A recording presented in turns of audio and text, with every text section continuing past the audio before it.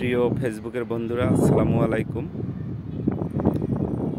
পবিত্র ঈদুল আজহার শুভেচ্ছা সবাইকে। আজকে পবিত্র ঈদুল আজহার সর্বশেষ দিন, অর্থাৎ কুরবানি করার সর্বশেষ দিন, তৃতীয় দিন। তো আমি আমার জীবনের একটি বাস্তব অভিজ্ঞতা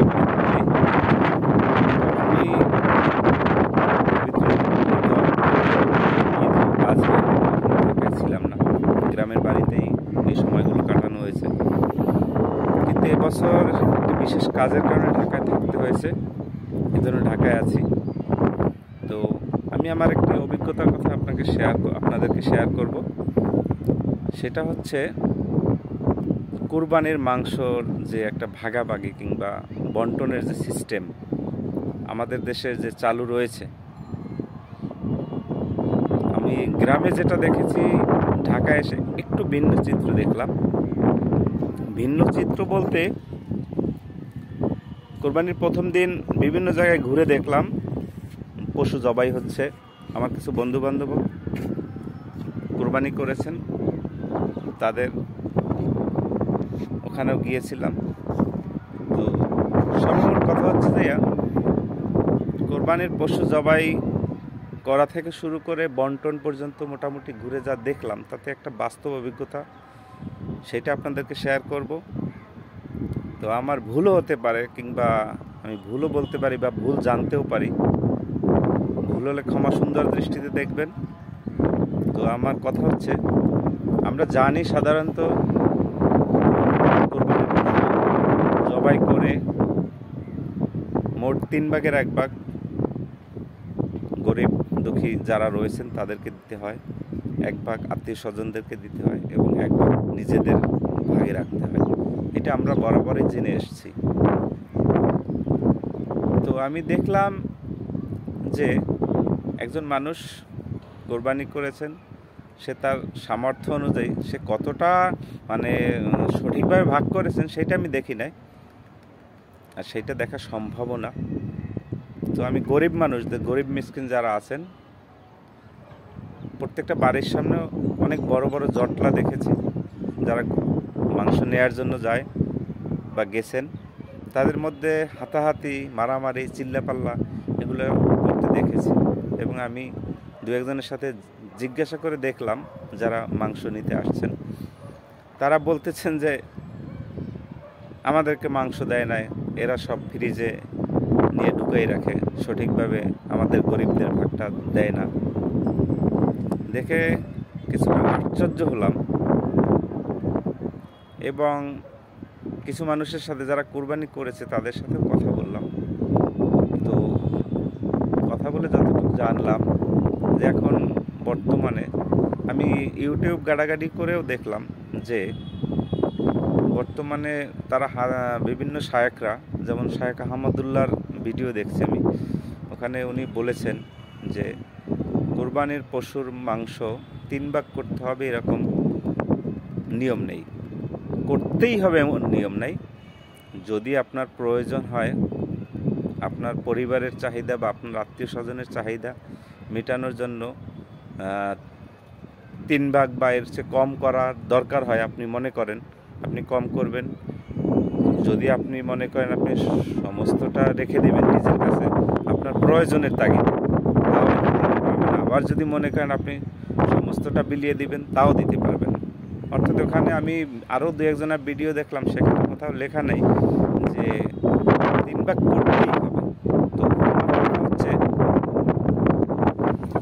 যে আগে জানতাম যে 3 ভাগ করতে হবে, তো 3 ভাগ করলে আমার মনে হয় সেইটাই ভালো ছিল।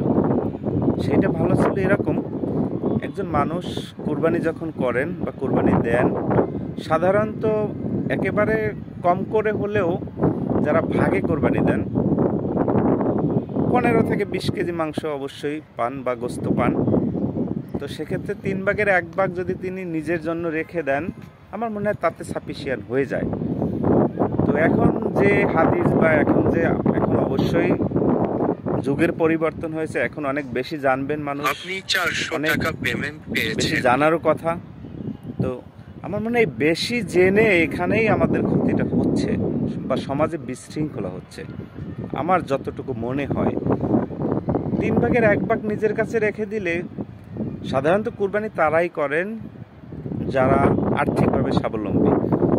কুরবানির মাংস এটা দিয়ে আমাকে পুষিয়ে নিতে হবে, বা আমি যেহেতু আর্থিকভাবে স্বাবলম্বী কুরবানি করতে পারতেছি, তাহলে আমি যদি 1/3 রেখে বাকিগুলো বিলিয়ে দেই আত্মীয় স্বজন গরিব দুঃখীদের মাঝে, তারপরে যদি আমার কুরবানি আমার মাংস খেতে গোস্ত খেতে মনে চায়, আমি পরে কিনেও খেতে পারবো, কারণ আমার যেহেতু সামর্থ্য রয়েছে। তো সেক্ষেত্রে এই যে এখনকার যে হাদিস কিংবা বিভিন্ন শায়েখরা যে মাসলা মাসাইল দেন, আমার মনে হয় এখানে কিছুটা গণ্ডগোলের সৃষ্টি হয়েছে। যদি এরকম কিছু না হতো বা এরকম নতুন মসলা মাসাইল তারা না দিতেন, তাহলে আমার মনে হয় এখানে গণ্ডগোলের সৃষ্টি হতো না। 1/3 একজন যিনি কোরবানি করতে পারেন তিনি 1/3 মাংস রাখলেই আমার মনে হয়। তো আমার এর বেশি কিছু জানা নেই। তো আমার কাছে আমার প্রশ্ন এটা, বা আমার মনের জিজ্ঞাসা, যে আমরা আগে যেভাবে ছিলাম 3 ভাগ করে মাংস গোস্ত নিতাম, সেটাই আমার মনে হয় ভালো ছিল। এইরকম একটা বিশৃঙ্খলা তৈরি হতো না, বা গরিবদের মনেও প্রশ্ন জাগতো না, বা তারা বলতেও পারতেন না, বা তাদের জিজ্ঞাসাও করতো না যে তারা মনে হয় ফ্রিজে মাংস ভরে রাখেন আমাদেরকে দিচ্ছে না। আর এক্ষেত্রে আর একটা বিষয় হচ্ছে যে যারা মাংস নিতে আসেন গরিবরা সাধারণত, তাদের মনে অনেক জিজ্ঞাসা থাকবে, এটাই স্বাভাবিক। যেমন একজনের সামর্থ্য রয়েছে 5 জনকে দেয়া বা 10 জন গরিবদেরকে দেয়া, সেখানে যদি 50 জন চলে আসেন, স্বাভাবিকভাবে বাকি 40 জন পাবে না, তাদের মনে কষ্ট থাকবে, এটাই স্বাভাবিক। এটা একেবারে ডিস্ট্রিবিউশন পসিবল না। তারপরেও এখন সেটা পসিবল না হলেও এখনকার এই হাদিসের বিভিন্ন আলোকে বিভিন্ন ভিডিও দেখে বা মানুষ যেভাবে জানতেছে, এই একটা মানে অজুহাত বলতে পারেন আপনারা, যে 3 ভাগ করা লাগবে না, 1 ভাগ করলেও হবে, 2 ভাগ করলেও হবে, বা সমস্ত দিয়ে দেওয়া যাবে, এই যে একটা অজুহাত, এই অজুহাতটা গরিবের মনে প্রশ্ন জাগছে যে এরকম কোনো মাসলা মাসাইলের কারণে হয়তো বা তারা দিচ্ছে না। কিন্তু দেখা যাচ্ছে কি, যিনি কোরবানি করছেন সে দেখা গেছে তার ভাগেরটাও দিয়ে দিচ্ছে, তারপর হয়তো সাধারণ গরিব মানুষগুলো যারা পাচ্ছেন না, তাদের মনে একটা আক্ষেপ তৈরি হচ্ছে। সেই আক্ষেপ থেকে তাদের মনে একটা প্রশ্নের উদ্রেক হয়েছে যে আমার মনে হয়, বা তাদের মনে হয় আর কি, আমার না, তাদের মনে হয় যে তারা মনে মনে ভাবতেছে যে আমাদেরকে দেয় না, মানে তারা ঘরে নিয়ে রাখছেন, এরকম কিছু। এই যে একটা চরম বিশৃঙ্খলার একটা পরিবেশ দেখলাম ঢাকায়। সাধারণত গরিব মানুষের মুখে মুখেই শুনি যে অমুক সাহেব কোরবানি করছেন, অমুক সাহেব এই করছেন সেই করছেন, তারা আমাদেরকে মাংস না দিয়ে তারা রেখে দিয়েছেন। তো এই যে একটা চরম বিশৃঙ্খলার একটা পরিবেশ আমি দেখলাম, এটা আসলে ভালো লাগলো না আমার কাছে। আমার মনে হয় এর চেয়ে আগের যে ছিল, এই যে নতুন নতুন করে ভিডিও আপলোড করে যে বিভিন্ন হাদিসের আলোকে বিভিন্ন আমার মনে হয় এগুলোর দরকার ছিল না, এগুলো না করলেই ভালো হতো।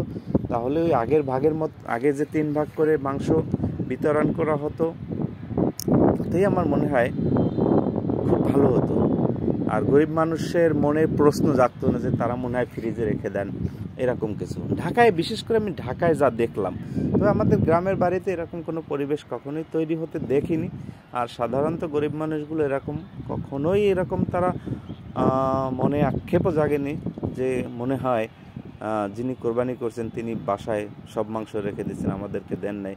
কারণ গ্রামের মানুষের মনে এই প্রশ্নটা জাগার সুযোগ নেই, কারণ গ্রামের মানুষগুলো কোরবানি করে সাধারণত ওইখানে বসেই গরিবের ভাগটা তারা আদায় করে দেন, অর্থাৎ দিয়ে দেন। সুতরাং গ্রামে এই পরিবেশটা অনেক ভালো আছে বলে আমার মনে হয়। কিন্তু শহরে যা দেখলাম, এই পরিবেশটা একেবারেই চরম বিশৃঙ্খলার পর্যায়ে যা আমি দেখলাম আর কি, সেটা আমি আমার অভিজ্ঞতা আপনাদেরকে শেয়ার করলাম। আরেকটি বিষয় হচ্ছে যে আমি আমার অভিজ্ঞতাগুলো শেয়ার করার পিছনে কারণ হচ্ছে আমি ভুলও থাকতে পারি। আমার মনে যে প্রশ্নগুলো জাগছে, আমার প্রশ্নগুলো ভুলও হতে পারে। তবে আশা করব আমার যদি ভুল থাকে আপনারা কমেন্ট বক্সে জানাবেন, আমি কমেন্ট পড়ে আমি শিখে নেব। কারণ আমি ভুল ত্রুটির ঊর্ধ্বে নই, আর আমি খুব বেশি জানিও না, তবে চেষ্টা করি সঠিকটা জানার চেষ্টা করি, এর বাইরে আর কিছু নয়। আর ভুল ত্রুটির ঊর্ধ্বে কোনো মানুষই নয়। তা বলতে পারেন যে সোশ্যাল মিডিয়ায় এসে আপনি এগুলো বলতেছেন, কারণ কি?